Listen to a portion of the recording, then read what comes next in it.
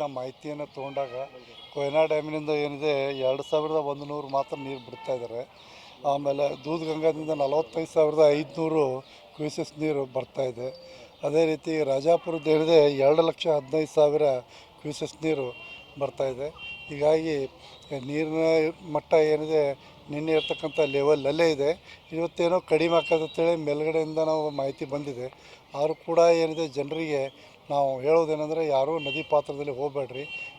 ದನ ಮೈ ತೊಳೆದಾಯ್ತು ಅಥವಾ ಏನೈತೆ ಬಟ್ಟೆಗಳನ್ನು ತೊಳೆಯೋಕ್ಕಾಗಲಿ ಅಥವಾ ಗಾಡಿ ತೊಳೆಯೋಕ್ಕಾಗಲಿ ಅಮಾವಾಸ್ಯೆ ಗಾಡಿ ತೊಳೆಯೋಕೆ ಹೋಗೋದು ಮಾಡೋದು ಅವುಗಳನ್ನ ಮಾಡಬೇಡ್ರಿ ಅಂತ ಹೇಳಿದ್ವಿ. ಮತ್ತು ಅದಕ್ಕೆ ಏನೈತೆ ರಕ್ಷಣೆಯಾಗಿ ನಮ್ಮ ಪೊಲೀಸರು ಸಹಿತ ನಾವು ನೇಮಕ ಮಾಡಿದ್ದೀವಿ. ನಮ್ಮ PS ಅವರು ಇದ್ದಾರೆ, ನಮ್ಮ ಜೊತೆ ನಮ್ಮ ತಹಸೀಲ್ದಾರರು ಇದ್ದಾರೆ. ಈಗಾಗಲೇ ಯಡೂರು ದೇವಸ್ಥಾನದಲ್ಲಿ ಕೂಡ ನೀರು ಬಂದಿದೆ. ಭಕ್ತಾದಿಗಳು ಇವತ್ತು ಅಮಾವಾಸ್ಯೆ ದೂರದಿಂದ ದೇವರ ದರ್ಶನವನ್ನು ಪಡ್ಕೊಂಡು ಹೋಗ್ಬೇಕು ಅಂತೇಳಿ ನಾವು ನಮ್ಮ ತಾಲೂಕು ವತಿಯಿಂದ ಮತ್ತು ನಮ್ಮ ಸಬ್ ಡಿವಿಷನ್ ವತಿಯಿಂದ ನಾವು ಕೇಳ್ಕೊತಾ ಇದ್ದೀವಿ. ಅದೇ ರೀತಿಯಾಗಿ ನಮ್ಮ ಸಬ್ ಡಿವಿಷನ್ದಲ್ಲಿ 9 ಬ್ರಿಡ್ಜ್ಗಳು ಬಂದಾಗಿದ್ದಾವೆ.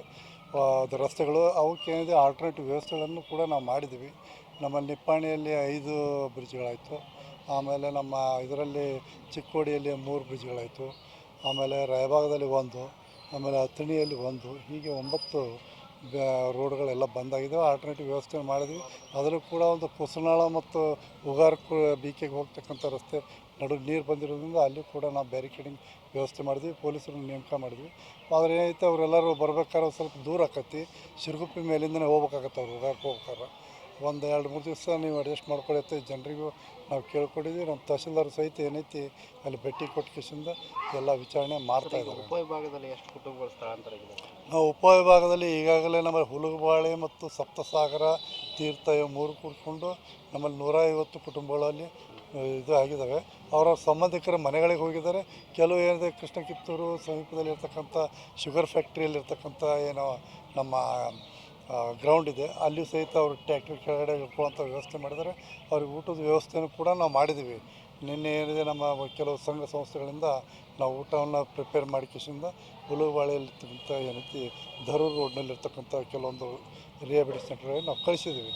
ಆಮೇಲೆ ಅವ್ರಿಗೆ ಫಾಡ್ರ್ ವ್ಯವಸ್ಥೆಯನ್ನು ಕೂಡ ನಾನು ಮಾಡ್ತಾಯಿದ್ದೀನಿ. ಅಲ್ಲಿ ಇರ್ತಕ್ಕಂಥ ದನಕರುಗಳಿಗೆ ಯಾವುದೇ ರೀತಿಯಿಂದ ಕಣಿಕೆ ಆಯಿತು ಮತ್ತು ವಾಡಿ ಆಯಿತು ಯಾವುದೂ ಕಡಿಮೆ ಆಗಬಾರ್ದು ಅನ್ನೋ ಬಗ್ಗೆ ನಮ್ಮ ವೆಟರ್ನರಿ ಡಾಕ್ಟ್ರು ಕೂಡ ನಾನು ಇನ್ಸ್ಟ್ರಕ್ಷನ್ ಕೊಟ್ಟಿದ್ದೀನಿ.